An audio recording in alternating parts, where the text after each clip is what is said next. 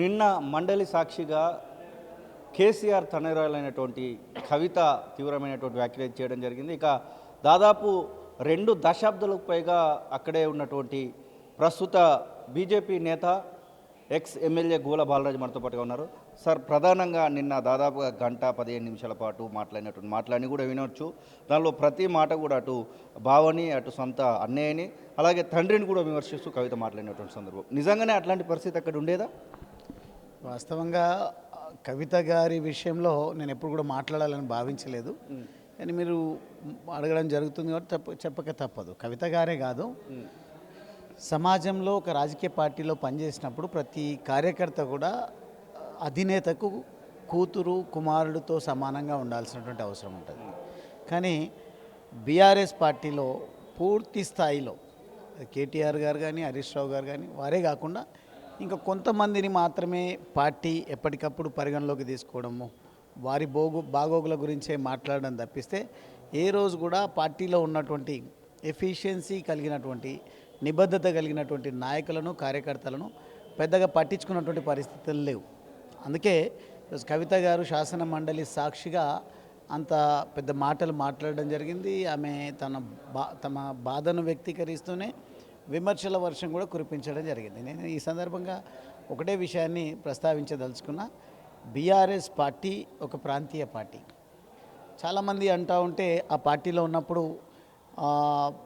విననట్టుగా వ్యవహరించేటువంటి పరిస్థితి. ఎందుకంటే నా వ్యక్తిత్వం ఏంటి అంటే, ఏదైనా ఒక వ్యవస్థలో, ఒక సంస్థలో పనిచేస్తున్నప్పుడు, లేదంటే ఒక పార్టీలో పనిచేస్తున్నప్పుడు నిబద్ధత కలిగి ఉండాలి. వారు చేస్తున్నటువంటి పనుల విషయంలో నిజంగా మంచి చేస్తుంటే గమనించి మంచి విషయం మాట్లాడాలి. ఒకవేళ చెడు చేస్తున్నట్టు అనిపిస్తే గమనించి, ఒకవేళ అక్కడి నుంచి పక్కకు తప్పుకుంటే మాట్లాడవచ్చు, కానీ అక్కడ ఉండి మాట్లాడడం సబబు కాదని మాత్రమే నేను దాదాపుగా ఒక 10 సంవత్సరాల పాటు వేచి చూసి ఈ మధ్య కాలంలో బయటకు వచ్చిన తర్వాత కూడా నేను మాట్లాడడానికి ప్రధానమైనటువంటి కారణం బీఆర్ఎస్ పార్టీలో కొంత సంపాదించినటువంటి డబ్బు అనుకోండి, లేదంటే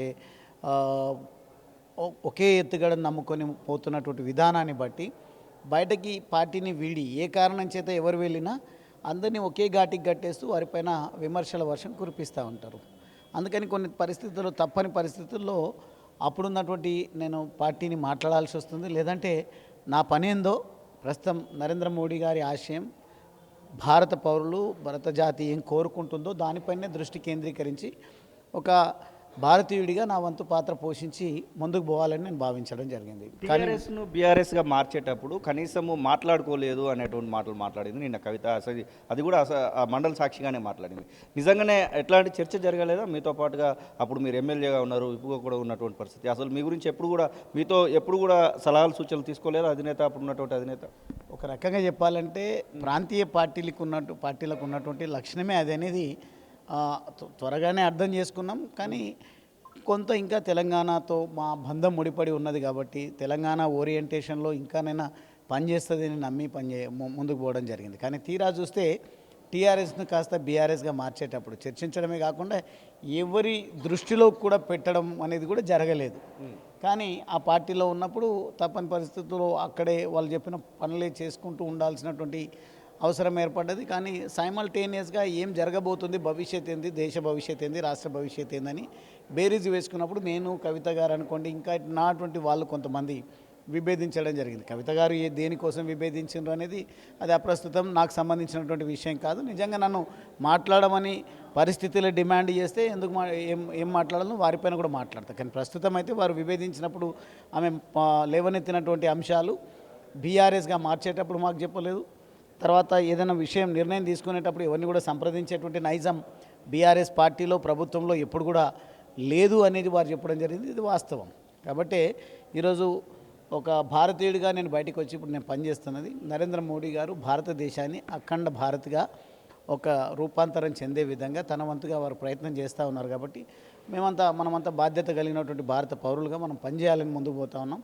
కానీ కవితమ్మ గారి మాటలకి కనుక సూటిగా నేను విశదీకరించి చెప్పాలంటే మాత్రం కవిత గారికి ఏ గౌరవం ఉన్నదో లేదో, వారికి వచ్చినటువంటి ఎంపీ పదవిని, ఎమ్మెల్సీ పదవిని, లేదంటే వారికి వచ్చినటువంటి కొన్ని స్థాయిలను బట్టి మనం అర్థం చేసుకోవచ్చు. కానీ మా స్థాయిలు మాత్రం, అటువంటి స్థాయిలు తెలంగాణ ఉద్యమాన్ని లక్ష్యంగా పెట్టుకొని తెలంగాణ రాష్ట్ర సాధనే ధ్యేయంగా పెట్టుకొని పనిచేసినటువంటి మా అందరి భవిష్యత్తు మాత్రం ఛిద్రమైపోయిందని చెప్పడంలో ఎటువంటి అతిశయోక్తి కాదు. నేనైతే రాజకీయాల్లోకి రాకముందు ఒక వ్యాపారవేత్తగా నా వంతుగా నేను నా వ్యక్తిగత అభివృద్ధి విషయంలో కానీ లేకుంటే సమాజంలో ఒక బాధ్యత కలిగినటువంటి పౌరుడిగా నా వంతు తెలంగాణ ఉద్యమ సాధన పోరాటంలో భాగస్వామ్యమైనటువంటి విధానంగానే చూస్తే అప్పుడు వచ్చినటువంటి గౌరవం, అప్పుడు ఉన్నటువంటి స్థాయి నుంచి మేము రోజు కిందికి దిగుతూనే పోయినాం తప్ప ఎక్కడ కూడా మాకు ఒక గౌరవము లేదంటే ఒక ఎదిగేటువంటి సమాజానికి ఇంకా గొప్ప సేవలు అందించేటువంటి అవకాశం అయితే మాకు దొరకలేదు.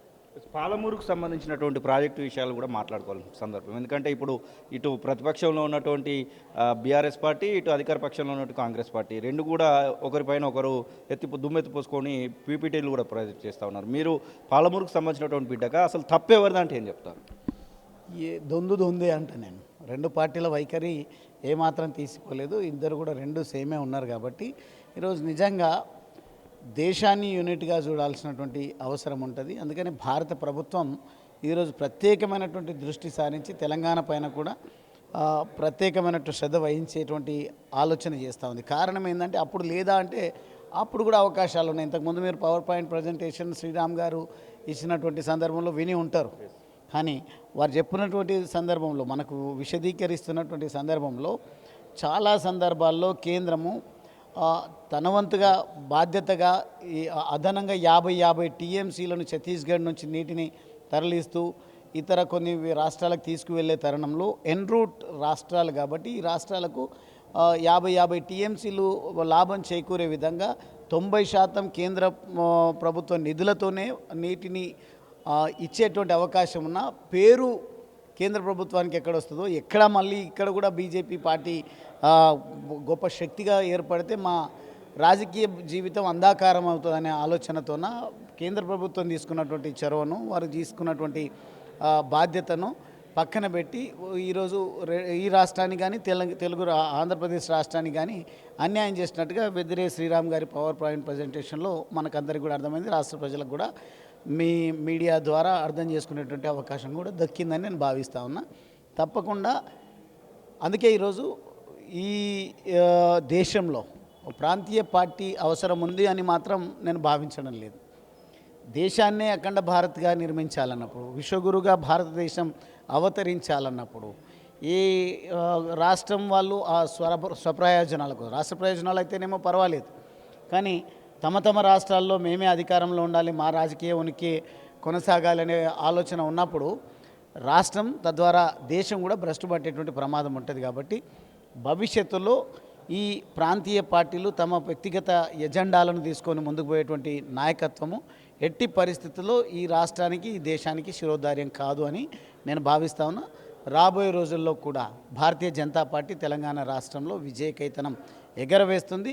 సోషల్ మీడియా పరంగా ఇప్పుడు మీరు బయటకు వచ్చినప్పుడు కానివ్వండి, నిన్న కవిత మాట్లాడినప్పుడు కానివ్వండి, అంతకుముందు నుంచి కూడా ఒక రకమైనటువంటి ట్రోలింగ్ కనబడుతూ ఉంది, ముఖ్యంగా బీఆర్ఎస్ కార్యకర్తల నుంచి. మీరు దానిలో ఉన్నారు కాబట్టి అసలు ఆ గైడ్ లైన్స్ ఎవరు ఇస్తారు, అసలు ఏంటి అనేటువంటి ప్రశ్నలు కూడా తలెత్తా ఉన్నాయి. అసలు ఆ ట్రోలింగ్స్ను మీరు చూసి ఉండొచ్చు, మీరు కూడా ఎదుర్కొన్నటువంటి సందర్భం. అసలు ఏంటి అసలు బీఆర్ఎస్ సోషల్ మీడియా హ్యాండిల్స్ ఎవరు చేస్తూ ఉన్నారు అనుకోవచ్చు?